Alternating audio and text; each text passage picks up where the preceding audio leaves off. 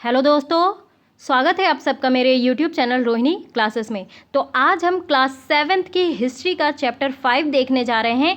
इसके पहले चैप्टर में हम दिल्ली सल्तनत के सुल्तानों के बारे में और मुग़ल सल्तनत के बारे में हम देख चुके हैं और आज हम बात करेंगे शासक और इमारतों के बारे में। ठीक है, तो चलिए जो है ये चैप्टर बहुत इंटरेस्टिंग होने वाला है।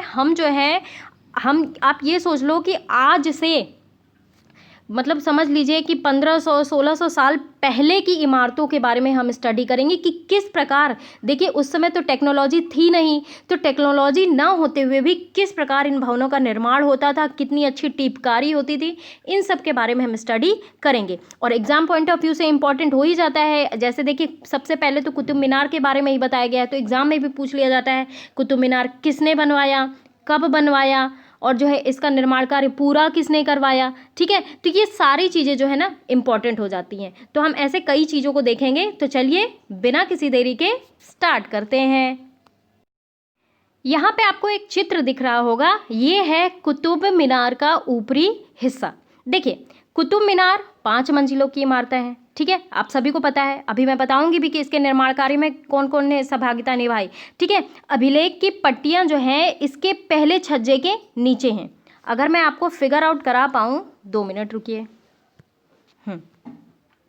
यहाँ पे जो आपको ये पोर्शन दिख रहा होगा ये है मेहराब। ठीक है, ये जो मेहराब देखिए ऐसे पोर्शन में जो है ऐसे बनाए गए हैं, ये सारे जो हैं ये मेहराब हैं। ये ऊपर का पोर्शन जो है ना ये है छज्जा। ठीक है, और इसका निर्माण किसने करवाया? कुतुबुद्दीन ऐबक ने। कहाँ स्थित है? दिल्ली में। ठीक है, निर्माण जो है इसका ऐबक प्रारंभ कब किया? 1199 ईस्वी में। ठीक है, फिर जो है 1230-31 ईस्वी में इल्तुतमिश ने इसे पूरा करवाया। देखिए प्रसिद्ध सूफी संत ख्वाजा कुतुबुद्दीन बख्तियार काकी के नाम पे ना इसका नाम जो है कुतुब मीनार रखा गया। तो ये भी चीज़ इंपॉर्टेंट है। ठीक है, इसका निर्माण जो है मुअज्जिन के अजान देने के लिए किया गया। ठीक है, और ये ना जो है कन्नौज विजय स्मारक का चिन्ह माना जाता है। जब कुतुबुद्दीन ऐबक ने कन्नौज पे विजय पाई तो उसी की याद में जो है कन्नौज स्मारक के रूप में जो है इसका ये निर्माण जो है प्रारंभ करवाया। इसकी ऊंचाई की अगर मैं बात करूँ ना तो ये जो है 242 फीट 242 फीट ऊंचा है। ठीक है, इसके बाहरी भाग में जो है अरबी और फारसी में लेख अंकित हैं। तो प्रारंभ में ना अगर मैं बेसिकली शुरुआत में बात करूँ तो ये 4 मंजिले की थी, लेकिन जो है फिरोज शाह तुगलक के समय बिजली गिरने से चौथी मंजिल जो है टूट गई, तो उसने जो है तुड़वाकर 2 मंजिल का निर्माण और करवाया, तो ये 5 मंजिल की हो गई।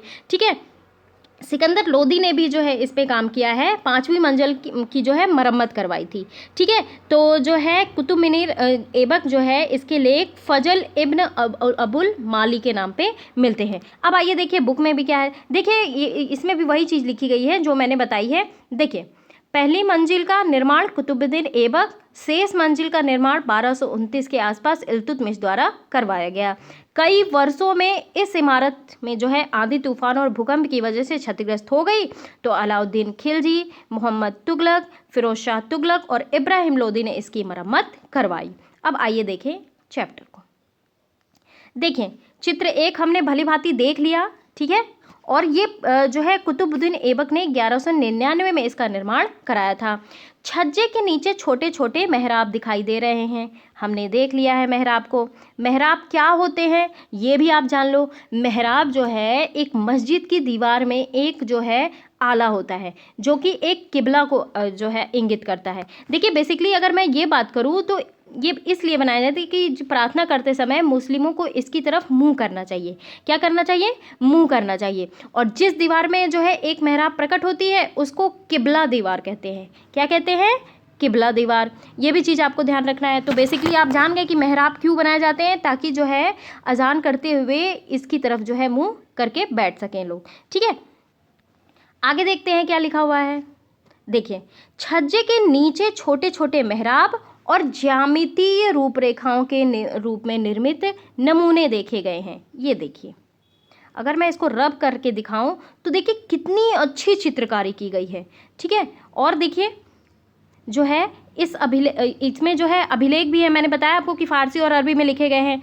तो आप ये गौर करें कि मीनार का बाहरी हिस्सा घुमावदार है, ठीक है, घुमावदार तरीके से बना हुआ है और कोड़ी है, और ऐसी सतह पर अभिलेख लिखने में कितनी आप ये उतनी कठिनाइयाँ होती होंगी, ठीक है। सर्वाधिक योग्य कारीगर ही ना इस काम को कर पाने में संपन्न होता होगा, ठीक है। अब ये चीज़ आप याद रखें कि 800 वर्ष पूर्व, आप ये सोच लो, 800 वर्ष पूर्व केवल कुछ ही इमारतें पत्थर और ईंटों की बनी होती थीं।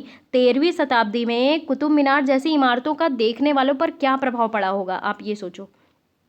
देखिए आज ना इतनी टेक्नोलॉजी विकसित है, आप अगर 800-900 वर्ष पूर्व चले जाओ तो क्या था, कितनी दिक्कतों का सामना करना पड़ता होगा। तब भी देखिए कैसा ऐसे भविष्य जो है भव्य इमारत, चाहे आप कुतुब मीनार देख लो, लाल किला देख लो, ठीक है, और जो है ये आगरा में क्या है, ताजमहल, हाँ ताजमहल देख लो। मतलब सुंदरता की ना आप देख देख के मन, वहाँ देखने क्यों क्या जाते हैं लोग, वहाँ ये इमारतें ही तो देखने जाते हैं ना लोग कि किस प्रकार जो है टीपकारी की गई है, ठीक है। तो 8वीं और 18वीं शताब्दियों के बीच ना राजाओं और उनके अधिकारियों ने 2 तरीके की इमारत का निर्माण करवाया। सबसे पहले तरीके की अगर मैं बात करूँ तो सुरक्षित, संरक्षित और इस दुनिया और दूसरी दुनिया में आराम विराम की भव्य जगहें, किले, महल और मकबरे थे। और दूसरी श्रेणी में आता है मंदिर, मस्जिद, हौज, कुएं, सराय और बाजार जैसी जनता के उपयोग की इमारतें थी, ठीक है। राजाओं से बेसिकली ये अपेक्षा की जाती थी ना कि वे अपनी प्रजा की देखभाल करेंगे और प्रजा के उपयोग और आराम के लिए इमारतों का निर्माण करा करना राजा उनकी प्रशंसा पाने की आशा करते थे। ये चीज़ आपको ध्यान रखना है। और इस तरह निर्माण कार्य जो था ना व्यापारियों सहित अन्य व्यक्तियों के द्वारा भी किए जाते थे। वे मंदिरों, मस्जिदों, कुओं का निर्माण करवाते थे।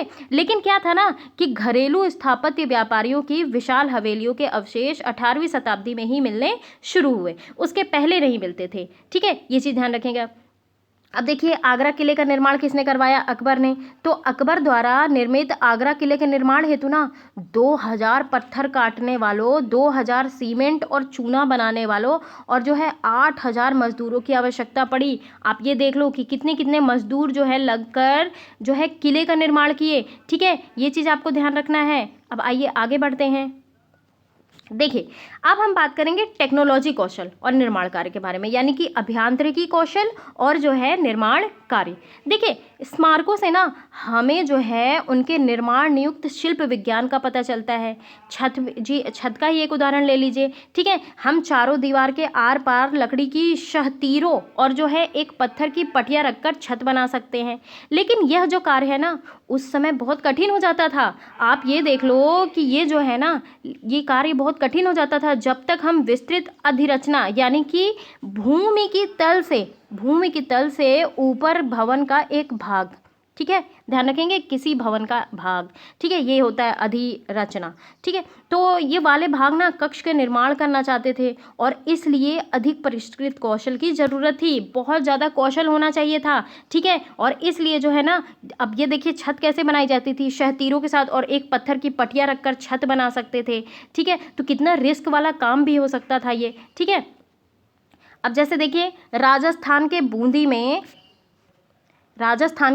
में रानी जी की बावड़ी क्या होता है सबसे पहले ये जान लीजिए आप लोग।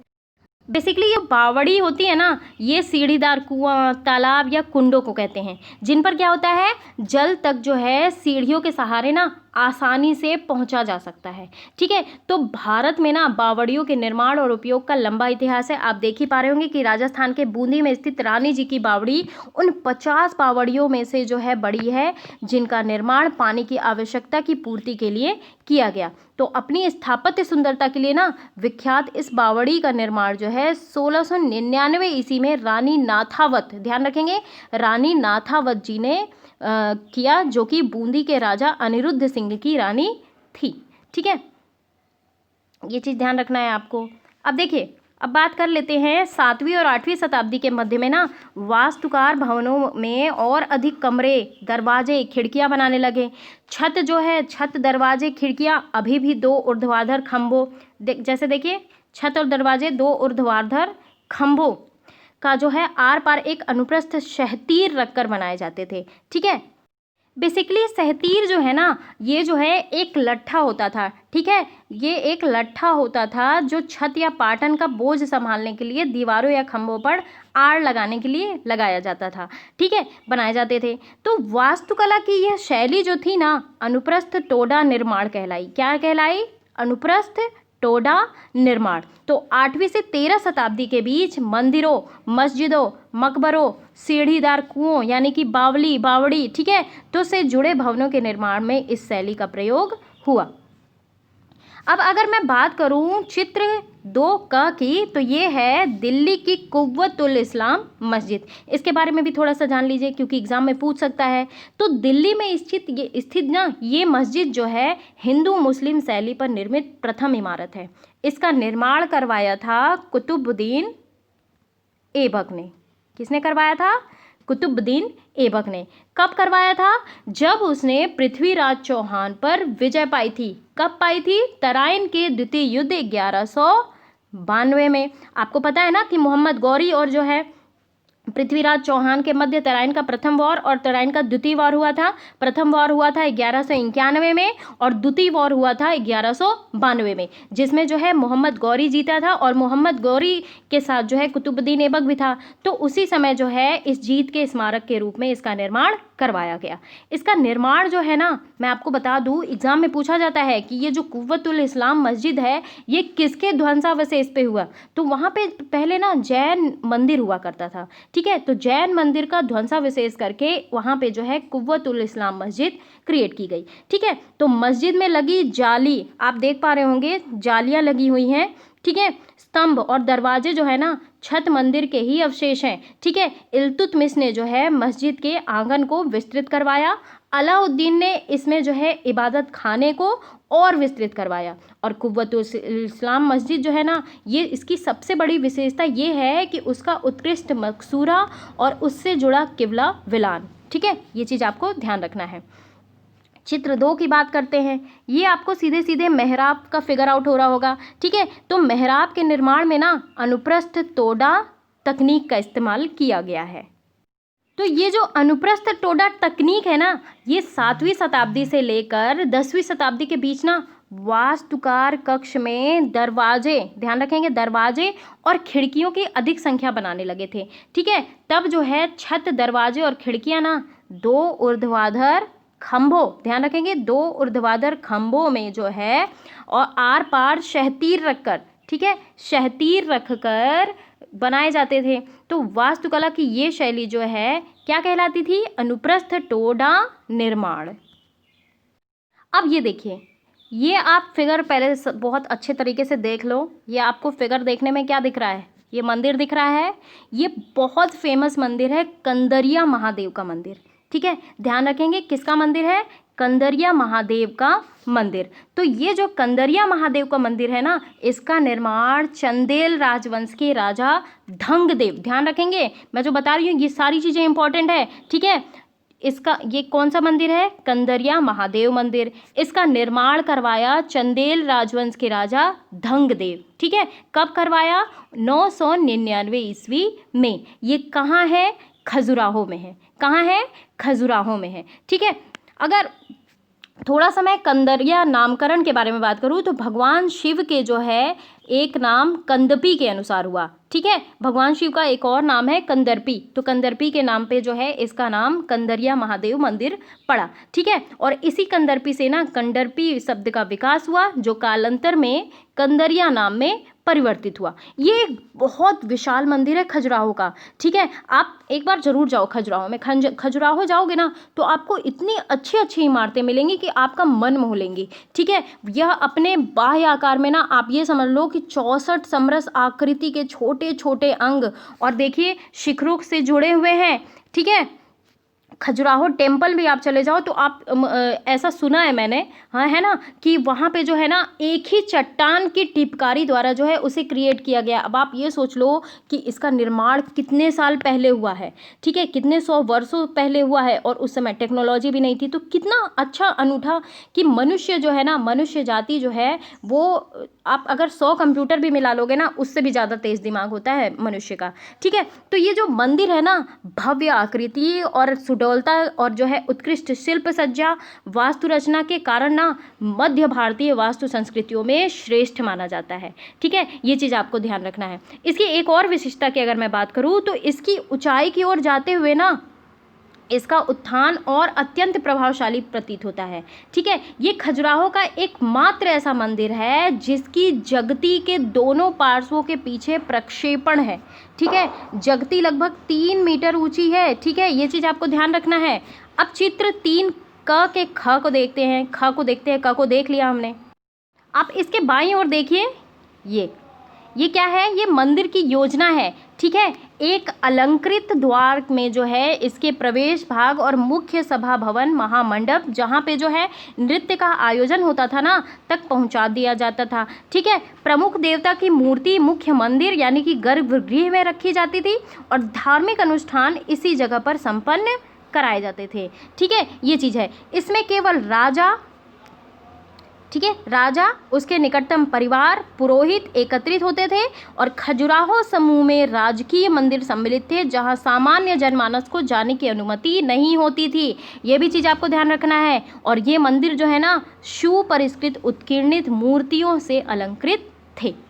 अब आइए बात करते हैं दूसरे फिगर। आप फिगर पहले अच्छे से देख लो। ठीक है, इसमें थोड़ा साफ नहीं दिख रहा होगा लेकिन आप अगर गूगल करोगे ना तो आपको बहुत डिटेल में दिखेगा। ठीक है, चित्र ये देखिए, ये स्थित है तंजावुर में।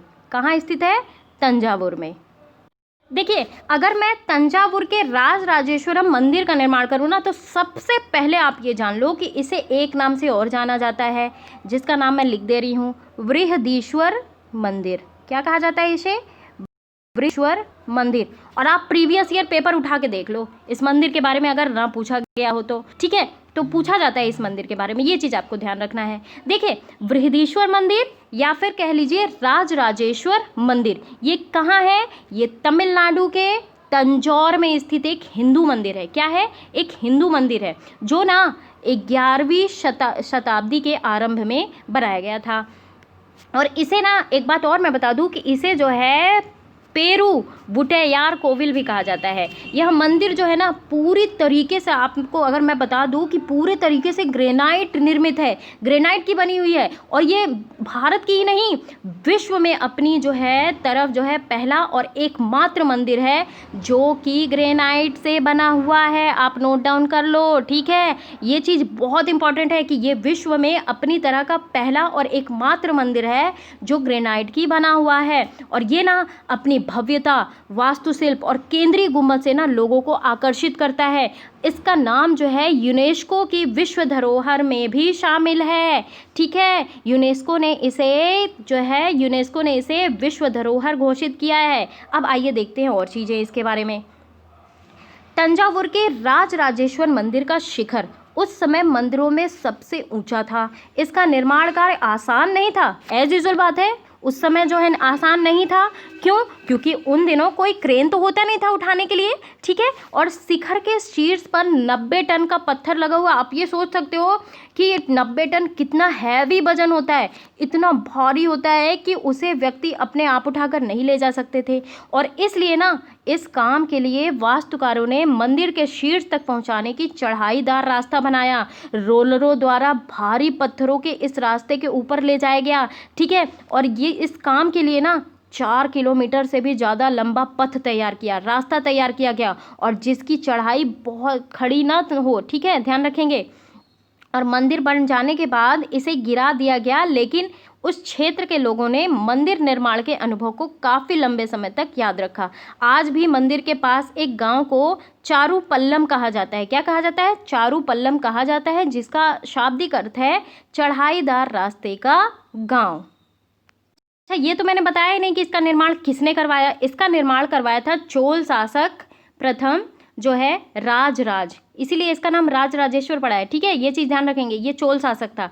ठीक है, और इसके नाम से ही जो है ये मंदिर का नाम पड़ा है और यह अपने समय के ना विश्व के विशालतम संरचनाओं में गिना जाता था। ये चीज़ आपको ध्यान रखता है। और बेसिकली अगर मैं बात करूँ इस मंदिर में ना तो भगवान शिव की आराधना को ये समर्पित था। किसके समर्पित था? भगवान शिव की आराधना को। और ये जो है ना 66 मीटर इसकी ऊंचाई थी। ये चीज़ ध्यान रखना है। फिर देखिए, 12वीं शताब्दी में ना दो प्रौद्योगिकी और जो है शैली संबंधी परिवर्तन दिखाई पड़ने लग गए। सबसे पहला परिवर्तन ये देखा गया ना कि दरवाजे और खिड़कियों के ऊपर की अधिसंरचना का भार कभी कभी मेहराबों पर डाल दिया जाता था।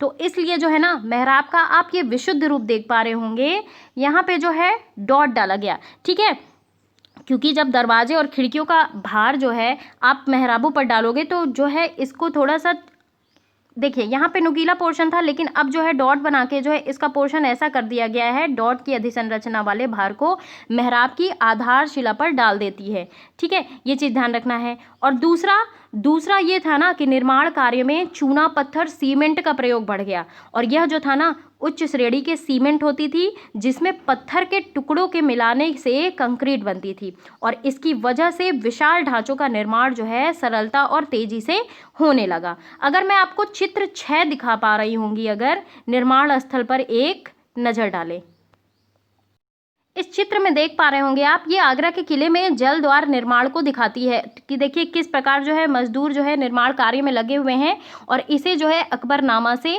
लिया गया है। अब इसमें देखिए कि मजदूर क्या कर रहे हैं, कई मजदूर विभिन्न प्रकार के कामों में लगे हैं, ठीक है, ये चीज़ है दिखाने।